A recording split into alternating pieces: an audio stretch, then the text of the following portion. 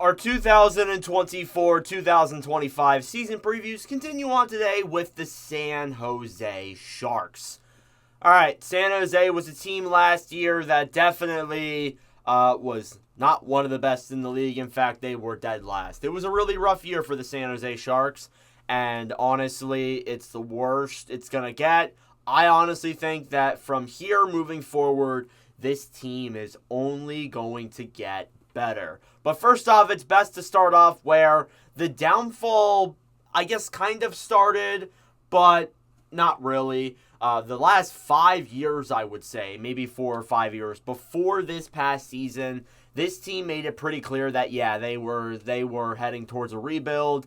They kind of said, no, we don't really want to do that the last couple of years, heading up until when Mike Grier was hired as the GM. But let's go to 21-22, where they went 32, 37, and 13 for 77 points. They were 22nd in the NHL, and there were some who thought, hey, I mean, they came relatively close. Maybe with that overall roster, they can maybe squeak into the playoffs next year. They can kind of, I guess, make a comeback and come back from those years that they really struggled, I guess.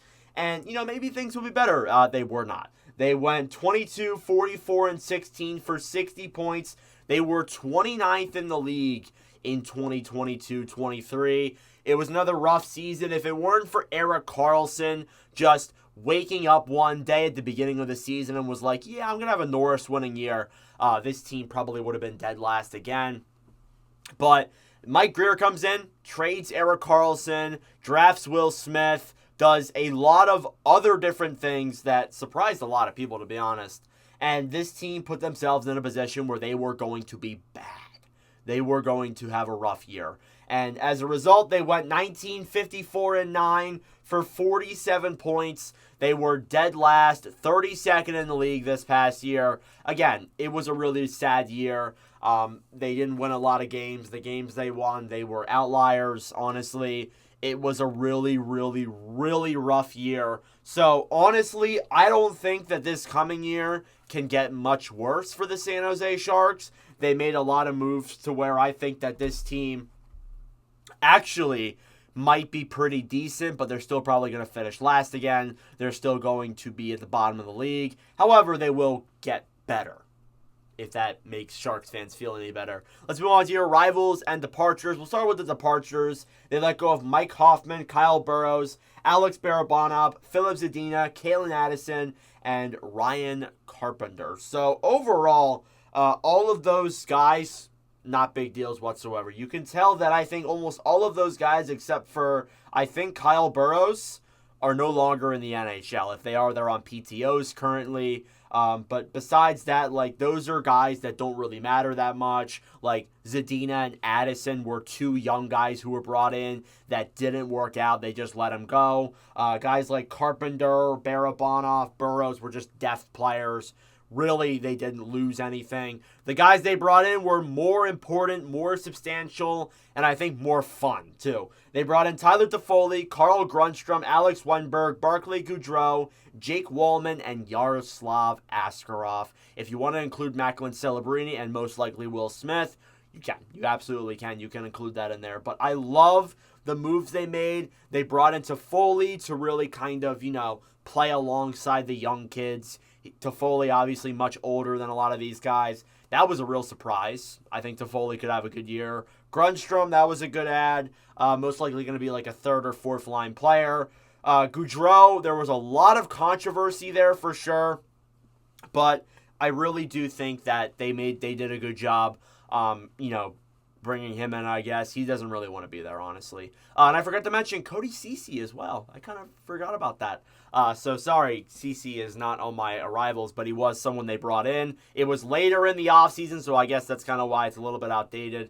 They also brought in Jake Wallman. That was a great ad, too. I thought Wallman going to be a good top four defenseman here. Probably maybe even first pairing in San Jose there for sure. And then as well as that, too, they brought in Askarov as their hopefully goalie of the future.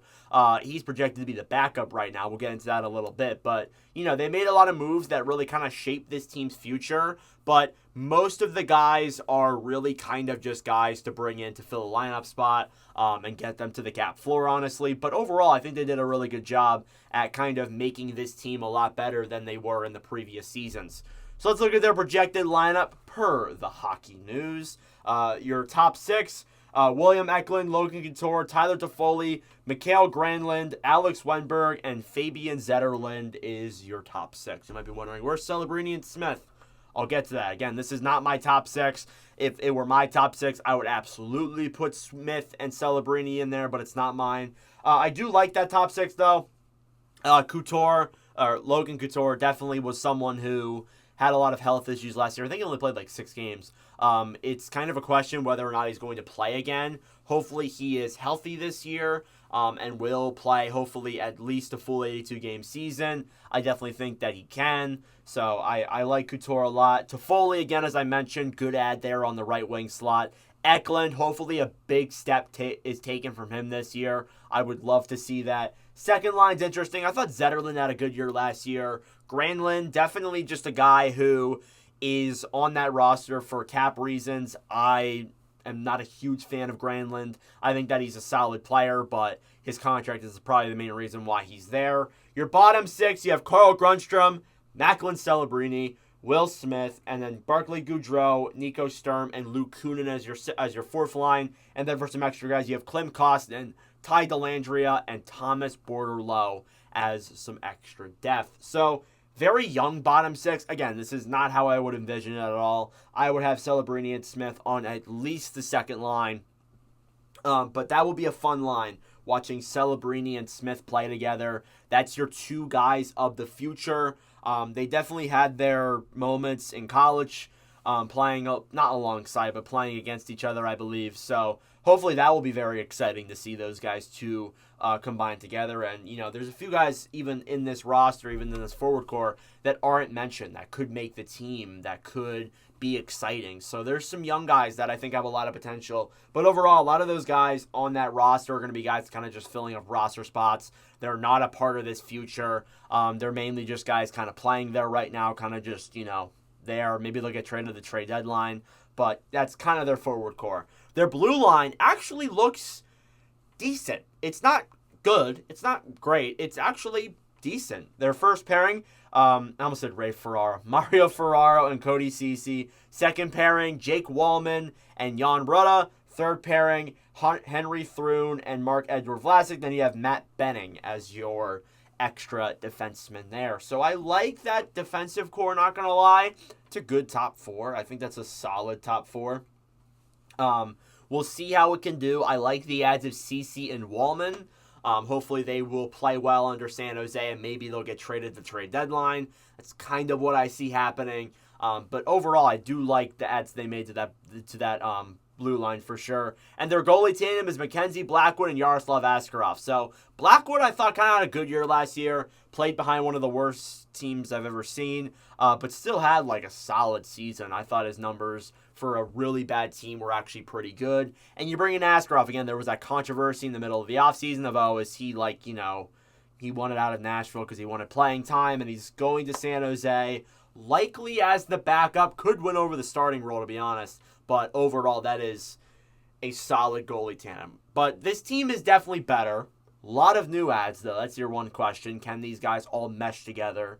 But obviously, this team is in a absolutely terrific spot. And I think that they have to really build this team up for the future. And they'll get more higher picks and get better players. But yeah, this team is in like an incredible spot right now when you look in terms of overall talent. So let's move over to the Hockey News' yearbook and fantasy guide. They have the Sharks 8th. Big surprise there. Their cup odds are 100-1. I would have them at 1,000-1. But your X factor, the Sharks have some added firepower, but need to cut back on goals against, particularly at even strength, to have a chance at improving. A healthy Couture and stable goaltending will help the Sharks defy odd makers who have Team Teal finishing in the cellar again. They will finish in the cellar again. I hate to break it to you, or most likely. But again, Couture could go a long way. You don't have your captain for a long period of time. It does have an impact. It does. Look at the Avalanche. They had an impact with not having Landeskog that first season back. But I do think that, the goaltending will be a little bit better this year because the blue line's a little bit better this year. But again, this team's going to be bad. They're going to be probably last in the NHL again, definitely last in the Pacific, unless if some team absolutely has a horrible start.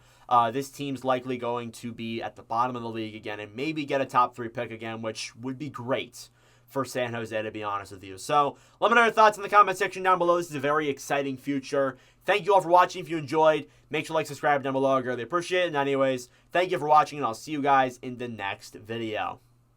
Adios.